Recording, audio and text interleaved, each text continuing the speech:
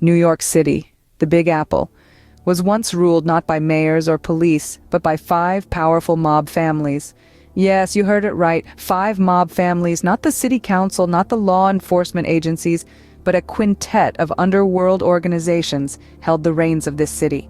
In the early part of the 20th century, New York City became the breeding ground for the birth of these five notorious mob families. Their names still echo in the annals of the city's history: the Bonanno, Colombo, Gambino, Genovese, and Lucchese families. Each family, unique in its origin, rose to power through a mix of cunning, ruthlessness, and indeed, an uncanny ability to evade the law. The Bonanno family, named after Joseph Bonanno, was known for its ironclad code of silence.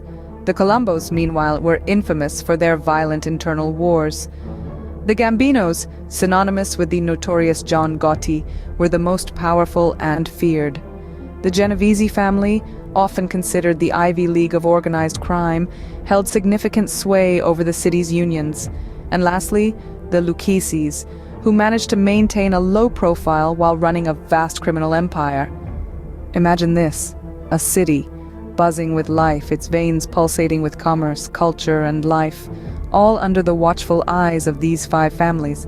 They controlled a large portion of New York City's activities, from labor unions to construction, from waterfront commerce to the garment industry. They had their fingers in every pie, and their influence extended far beyond the underworld, shaping the city's development in unimaginable ways. In essence, these families were the unseen puppet masters, pulling the strings behind the veil of New York City's booming progress.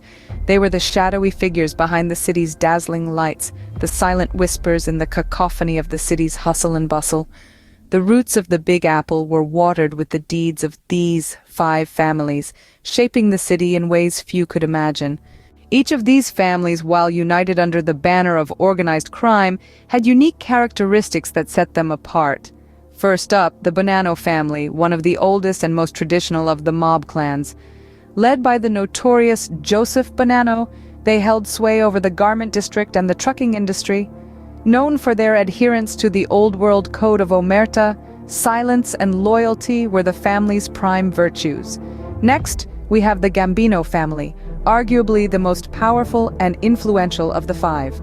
Under the leadership of Carlo Gambino and later John Gotti, they dominated the construction, trucking, and garment industries. Their reputation was one of ruthless efficiency and an unyielding grip on power. The Genovese family was the third of the five.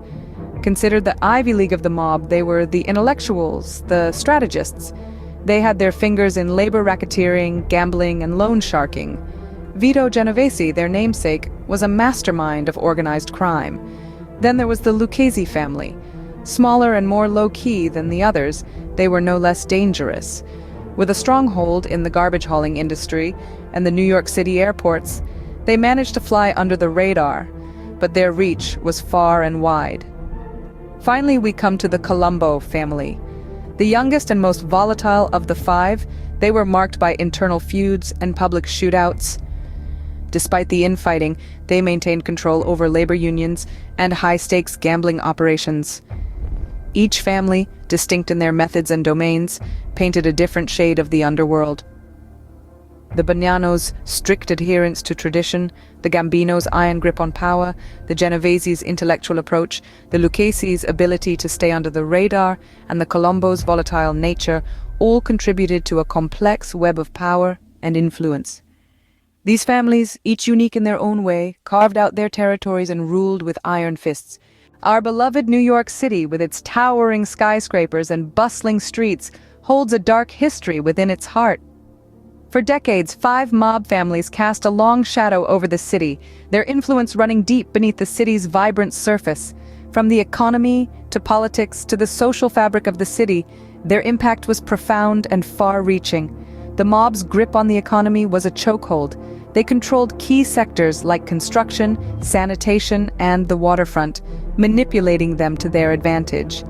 The construction industry, in particular, became a playground for the mob.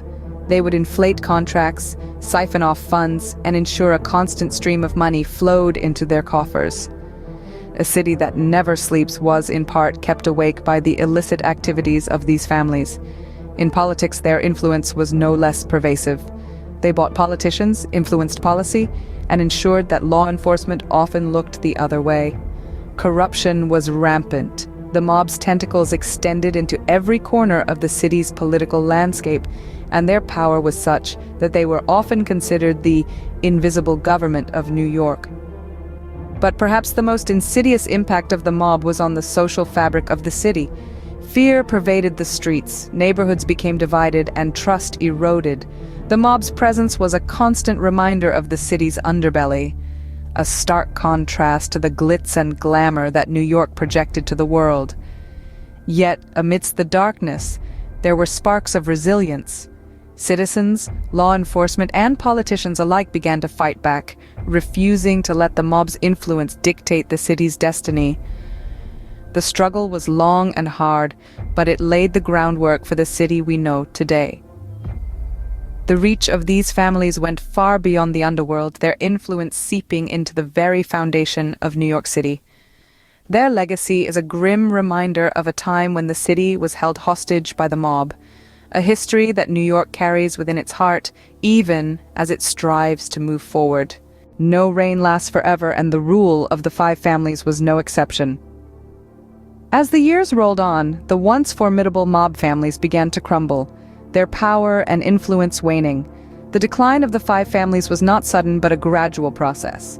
It was the result of a multitude of factors, each chipping away at the foundations of their empires.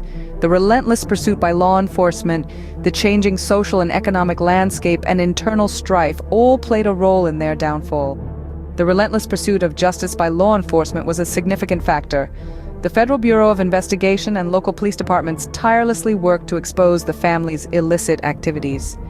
New laws and legislation, such as the Racketeer-Influenced and Corrupt Organizations Act, gave authorities the tools they needed to imprison high-ranking family members, disrupting the hierarchy and stability of the organizations.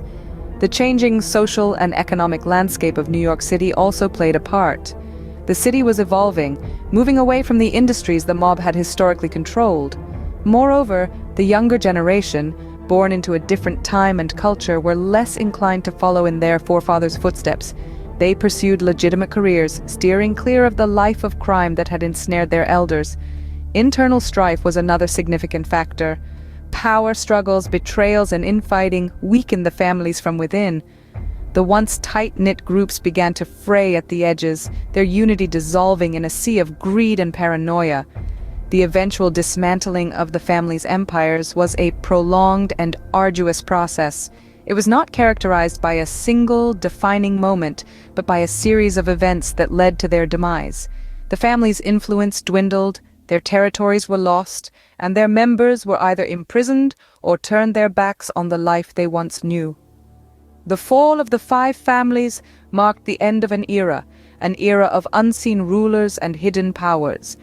As the last vestiges of their reign faded into history, the city breathed a sigh of relief, ready to move forward into a new chapter.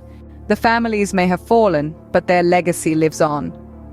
In the shadows of the towering skyscrapers and amidst the vibrant diversity of New York City, one can still trace the indelible imprint left by the five families. Their influence, though not as blatant as it once was, continues to shape the city in subtle yet significant ways. Let's take a trip down memory lane. As we journey back to the early 20th century, New York City was a different world. The five families, with their iron grip on the city's underworld, were the unseen puppet masters, pulling the strings that moved the metropolis. They controlled labor unions, influenced political decisions, and even had a say in the city's real estate development. Their rule, though marred by violence and corruption, undeniably left a distinct mark on the city's landscape and psyche. Fast forward to today, and their impact can still be seen, albeit in a less overt manner. The legacy of these families is evident in the city's unique blend of grit and glamour, where the opulence of Manhattan's high society coexists with the resilience of the city's working class.